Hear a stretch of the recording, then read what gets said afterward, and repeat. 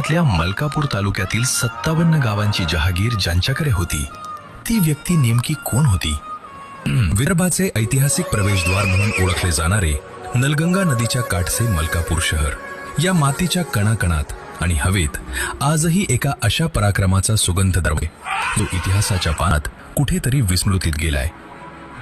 हा तो काळ होता जेव्हा दक्षिण बिरारमधील मलकापूर परगण्याचे तब्बल 57 गाव जहागीर म्हणून श्रीमंत राणा ठाकूर श्रीपतसिंह सोळंकी यांच्या अधिपत्याखाली होते.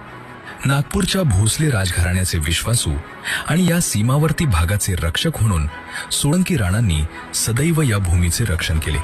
17व्या ते 18व्या शतकातील अस्थिर राजकीय परिस्थिती आणि बाह्य आक्रमणांपासून मलकापूरच्या रक्षणासाठी राणा श्रीपतसिंहजी यांनी नलगंगेच्या तीरावर एक मजबूत तटबंदी असलेला किल्ला बांधला, कालीगड किल्ला.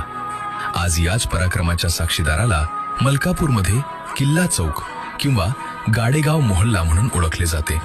किल्ल्याच्या संरक्षणासाठी राणाजींनी शहराच्या तटबंदीवर महाकाय वेशी उभारल्या, ज्यामध्ये मुख्य कालीगड गेट म्हणजेच आजचा भव्य मंगळ गेट दरवाजा आणि नदी संगमावरील ऐतिहासिक पण आज भग्न अवस्थेत असलेला बारादारी दरवाजा यांचा समावेश आहे.